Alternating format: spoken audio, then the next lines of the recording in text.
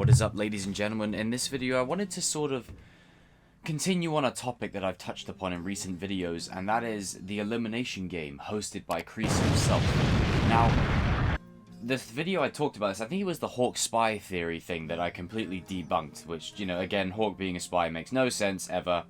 Right, so let's get that out of the way. Okay, that's done. So, what I was saying in that video was pretty much that Kreese has been pushing Hawk the entirety of this season, really pushing him, and it all started, the minute it started, was when BERT was kicked out.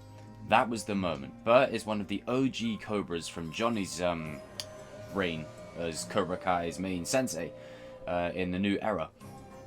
And seeing BERT get kicked out, I think genuinely put a look of surprise on Hawk's face. He was shocked.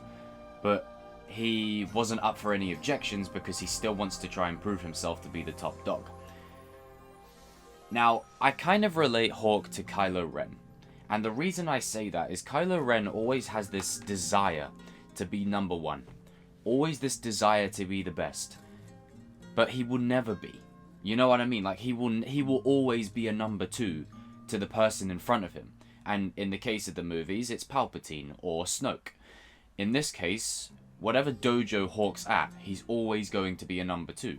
Miyagi-Do, he'll be a number two to maybe Sam. At Eagle Fang, he'll be a number two to Miguel. At Cobra Kai, he'll be a number two to now ROBBY. So he'll always be second in command. And I think Kreese has just been enjoying pushing Hawk this season. You know, dangling him like a puppet. Ever since their conversation in Season 2, after Moon breaks up with Hawk and then he goes into the back and, you know, goes to town on the punching bag. I think ever since that moment, Kreese has just enjoyed manipulating the hell out of Hawk and just enjoyed twisting him and turning him and just dangling the carrot in front of him, making him do whatever he wants. He knows that Hawk probably has the potential to be the number one, but I think Hawk, deep down, he's still Eli. He's still conflicted. As obviously we see by the end of the season, it comes full circle and, you know, he has his quote-unquote redemption, which I feel will be the main theme of Season 4, is how he makes up for all of his sins, you know, destroying Miyagi-Do, taking the Medal of Honor, you know, the things he's done to Sam, the things he's done to Dimitri, trying to go up against his best friend Miguel, you know. He's got a lot to make up for. That will be an exciting arc. So, again, the spy theory, just throw it out the window. I don't want to ever hear that again. Anyway. Also, I wanted to say, someone left a comment. If you're going to have a spy thing play a role, I don't mind this. If Terry Silver says there's a spy in your ranks, that is more believable. That's something Terry Silver would do to create conflict within the Eagle Fang and Miyagi-Do merger. That is something I could buy and we can quantify because of Karate Kid 3. It's exactly what he'd do. But back onto the main point of this video.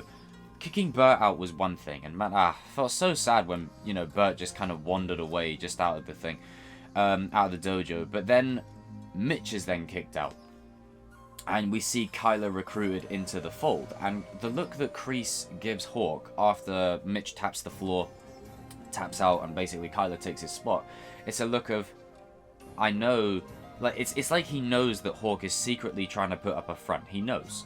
He's not stupid, and I do believe that maybe he wanted to see if Hawk could be the number one.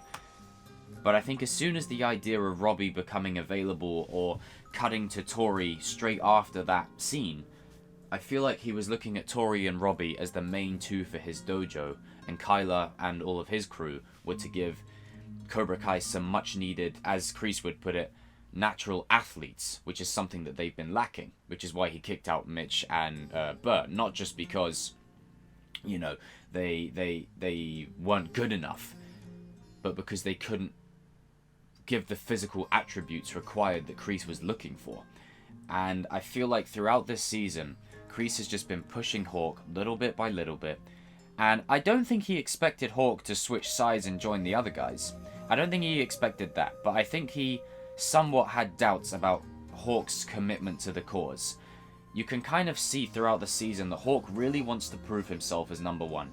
Absolutely prove himself. Even from the end of the last season, Season 2, carrying into this season, he had that desire there. But with everything that Kreese has been through, I think he knows that Hawk's putting up a front. And he's just enjoyed pushing him and pushing him and pushing him and pushing him. And it's been really interesting this season to see how far Kreese will go.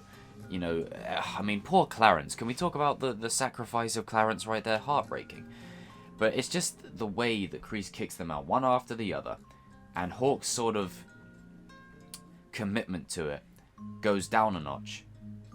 And then it leads to him going absolutely berserk on Kyler's buddy. You know, all of those years of pent-up anger and rage, just letting it out. And then after Kreese has done all of his, you know, basically kicking out the old guard, the minute Tori invites Robbie along, I think Hawk is looking for an out then. I think he's really looking for an out. He's convinced that at that point, there is no chance with Robbie there he will ever be number one, or he'll ever be considered for number one, because Tori, definitely Tori, and Robbie are most likely ahead of him in that pecking order. Them two are way ahead of him. Tori because she's like Kreese's little, you know, protege, and Robbie because he's more or less the chosen one, you know. So essentially, Hawk will always play second fiddle, and he's just like a little puppet that Kreese can keep dangling around and just manipulating to his advantage. And I think Hawk realized that and broke free of his shackles. And it all started when Miguel said to him, Kreese, he's got in your head. It's that conversation, and the conversation with Johnny. All of these things have led up to Hawk leaving.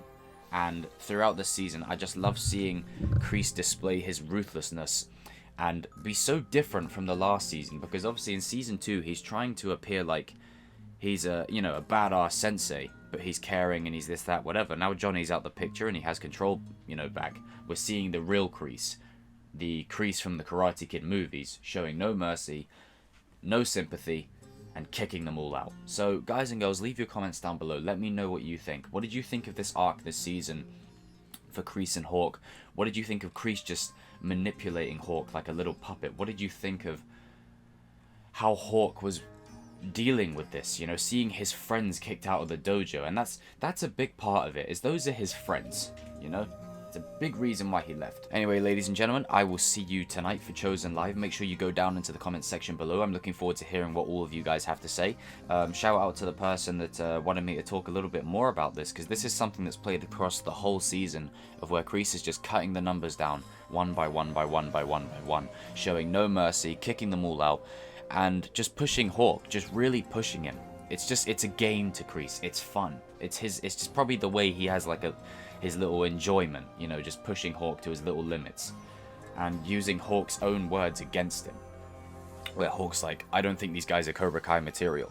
Weren't you the one saying we needed new recruits? And then he's like, sorry, but he's not Cobra Kai material.